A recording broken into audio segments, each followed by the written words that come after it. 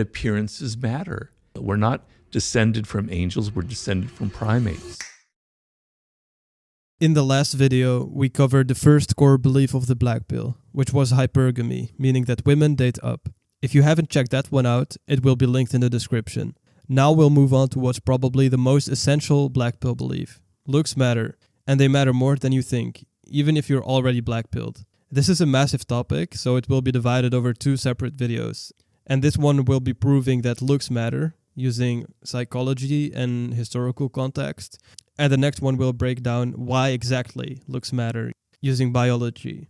If you're getting value from these videos, don't forget to like and subscribe so you don't miss the next video. And I do read the comments, so let me know your thoughts down below. In the black pill community, looks are often discussed in regard to dating.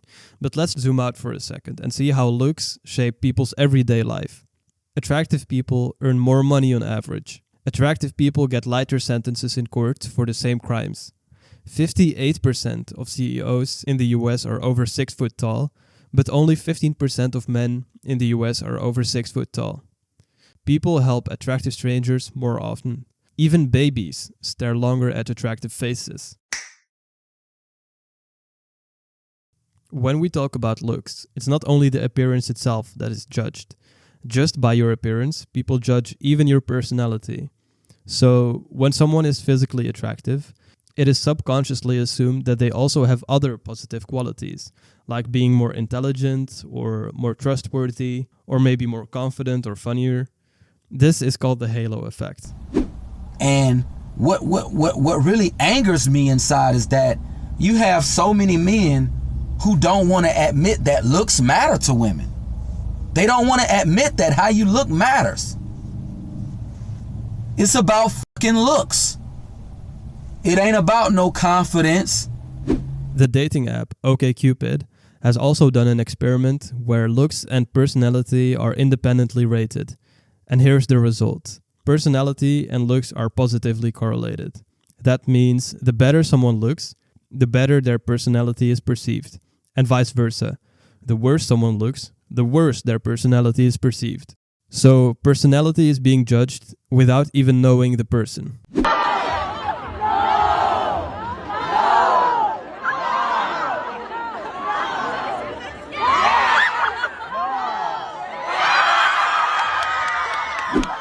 But is all of this a new thing? Well, no. The idea that physical attractiveness is linked to other qualities has been around since the beginning of time. What today is called lookism or the black pill was also prevalent thousands of years ago in ancient Greece. The ancient Greeks had a concept called kalos kagatos, which means beautiful and good. It was an ideal that combines physical attractiveness together with character, like morality.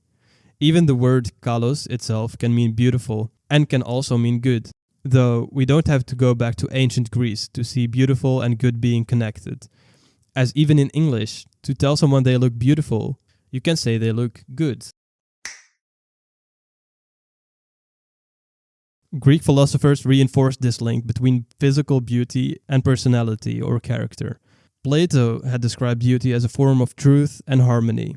In Symposium, he even suggested that appreciating physical beauty can lead the mind toward appreciating moral and intellectual beauty.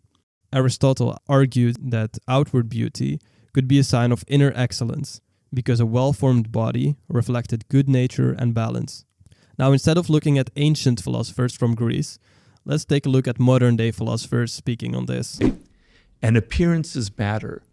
It's the animal part of our nature.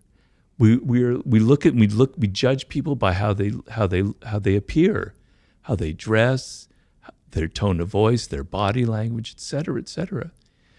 It would be, in an ideal world, we wouldn't judge people by appearances. We would just judge them by what's inside of them. Yes, I agree with that. But that we're not ideal. We're not descended from angels. We're descended from primates.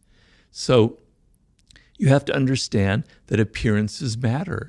As Robert Greene, who wrote the famous book The 48 Laws of Power, said, "We are descendants from primates, not angels. So our choices to choose a partner, for example, are not driven necessarily by morality of who's best for us internally, but they're driven by millions of years of evolutionary pressure. In the animal kingdom, Female choice often revolves around clear, visual signs of fitness. A female lion, for example, selects the largest and strongest male with the fullest mane, because his size and health increase her offspring's survival odds. A peahen chooses the peacock with the most extravagant feathers. Even when those huge, heavy feathers make survival harder, a male who can thrive despite them proves that he has exceptional genetics. Even a tiny butterfly can spot a tiny asymmetry in the wings of a male butterfly to estimate its mating value. And humans are no different. A female human may prefer a man who is tall, broad-shouldered, with a well-defined jaw, low body fat, and facial symmetry. All of those traits are linked consciously or subconsciously to health, strength, and genetic quality.